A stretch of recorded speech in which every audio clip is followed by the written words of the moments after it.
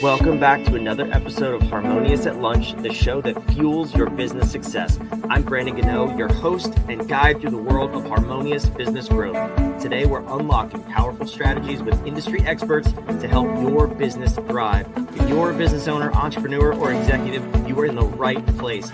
Join me and our incredible guests today on the journey to clarity, growth, and success. It is time to revolutionize your approach to business. Let's dive in with another episode of Harmonious at Lunch.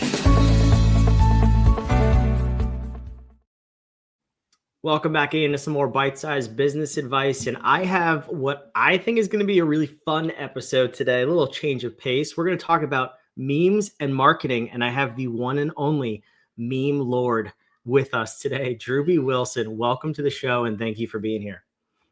Woo, man, I am excited to be here and share a little bit of information about memes. As you said, I am the meme lord. If you guys aren't watching this on there, I've tattooed meme lord across my knuckles because I'm all the way in, and I believe that this could be the tactic that does change the game for you. So excited to share a little bit with y'all. Yeah, I've never seen, as he mentioned, if you're listening, I would at least check out the intro to this episode on YouTube. He does have Meme Lord tattooed on his knuckles. I've never seen more commitment to memes in my life. So I have already stamped the approval on the Meme Lord. Drewbie, it's an interesting conversation. It sounds like a fun conversation, but you mentioned before we start recording, there's actual science behind this and we can nerd out a little bit, which I think is absolutely fascinating. But my first question is, memes have only been around for maybe a decade or so. Are you worried that your tattoo is going to go out of style? What if we have holograms and we evolve past memes? What do you do then? Well, this is a great way to challenge you right off the rip, my friend, because memes have actually existed since the late 70s, early 80s. Look at that. So I'm already the word stupid on my own podcast. This is fascinating. Now, y'all, you're going to love this. This is why I nerd out on it, because memes, it actually comes from the term memetic transfer, which is in the book The Selfish Gene by Richard Dawkins. So he's a scientist that was studying biology and Darwinism, and essentially memetic transfer is a change of a transfer of ideas between societies.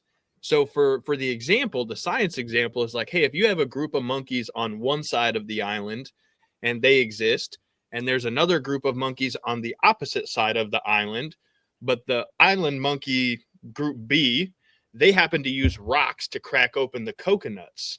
And so those monkeys tend to eat and be healthier. Well, one day a monkey happens across the island and sees this group of monkeys using a rock, and they go, well, that's fucking genius. I'm going to go back and tell my other monkey friends to use a rock to crack the coconuts.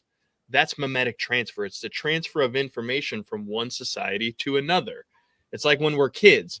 We grow up, we see people sneeze, someone says gesundheit, we go, oh, okay, that's the thing that we do when someone sneezes. So now we go around and say gesundheit. We don't know what that means. It's just the thing that we do because someone else did it. The transfer of information from one society or person to another. Now, if we forward several decades to 2024, 2010, the internet era, if you will, the idea of a meme has actually changed to being more of like a screenshot or a short video from a scene of a movie or a situation that we recognize publicly. And then it's overlaid with a new idea or context to add a new layer of funniness or, like I said, contextual idea behind the image so that we can change the message that's being transferred between individuals, cultures, or societies. Interesting. I was not aware of that. It's a great example with the monkeys, by the way, because it's very clear what that means and kind of how it evolved. I'm curious though, because memes are so widespread now. And even when you're texting people, you can have a full conversation with memes and not ever send a single line of text, and it's fully understood by both parties. How did we get to this taking over the marketing scene? Or actually, let me start with that question. Do you think memes have taken over the marketing scene, or is that your mission? I think they're a small piece of the puzzle. I think you can overuse memes. I think you can use memes in the wrong way and send the wrong message. And I always joke, if a picture is worth 1,000 words, could a meme be worth $1 million? It can, for sure. I know for an absolute fact it can. Memes can win presidential elections. Memes can shift the entire feeling or emotional support for an individual or an artist. I mean, we've seen where, remember when Will Smith slapped Chris Rock? The entire internet absolutely exploded. And there was people from domestic violence groups and abuse groups and hate crime, and all of these different societies came together based around one meme. There's the different memes of Donald Trump serving fries at the McDonald's recently. That meme took over. How much do you think McDonald's made in profit from the marketing aspect of Donald Trump serving fries out of their window and millions of people sharing a meme about it? There's actual money that can be attributed to the fact that these memes are getting people's attention, getting them to do something, to take an action. And when being done correctly by smart business owners and entrepreneurs, they're able to guide the public sentiment into doing something, taking an action, making a purchase, supporting a cause, all around a picture with some words on it. Yeah, it kind of blows your mind when you think about it. When you boil it down to the overly simple of a picture with words on it, being responsible for millions, and in McDonald's case, probably hundreds of millions of dollars. I mean, that's a big deal. But you mentioned before we started recording, there's scientific fact and statistics behind this. I have to know why this is. Why can McDonald's make tens and hundreds of millions of dollars from memes, and what do we need to understand as small business owners? So I think this is where the fun part about marketing and sales really comes together for me personally, and where I think the listener can really use this to their advantage. Because if we know the entire process of sales is getting someone to know us, to like us, and to trust us enough to give their hard-earned money in exchange for a product, service, experience, well, then we know that they're essentially trying to do one of two things in that decision. They're either trying to get out of the pain that they are in, that they're currently facing, that's keeping them up at night, that's making them not sleep well, that's making their lives miserable. They're trying to get out of that. Or they're currently in kind of a gray area where they're like, well, it's not bad, but it's not great either. And they're trying to get into a position of pleasure. That's literally the only reason people do anything. They want out of pain or they want into pleasure. And if we know that, and we know that it's an emotional feeling that they're going through, and we can now tap into those emotions because we understand our client avatar is a man between the ages of 25 and 45 who's really into guns, Trump, and his country. Well, then if we're putting a specific type of product in front of that individual, we know the likelihood of them buying is higher. And if we want to speak to those sort of elicited emotions, well, then stands to reason if we make silly memes or we share memes that talk to the sentiment and the emotional relationship between people that they recognize, man, that's a God's guns in our country, well, then they're probably going to want to support it. Just in the same way, if we were to create an opposite style meme where we're like, we need to control and not give people so much and everybody deserves freedom, there's a cultural side of society that's going to buy into that too. So from a marketing standpoint, if we know who we're trying to get the attention of, and we have a product or service that we know can help them, then using those memes that tap into those emotional connections, because, hey, it just so happens this cultural society of people all really resonates with this movie or this specific situation that just happened in the news cycle. Well, if we talk about it, if we share those things, it's going to get their attention. And if we've overlaid a context that connects that emotion and situation to our product, service, or deliverable, good chance they might want to reach out to us and continue that conversation. I can't help but think of, there was this company that I had worked with, I think last year, about a year or so ago, and they use memes all the time in their newsletters. The interesting piece though was there was no theme. Like either they didn't understand fully who their customer was, or they just thought memes were funny in general. So how do you kind of balance that, right? Like the exploring new memes that may be funny may help elicit those emotions, and just going too far with memes.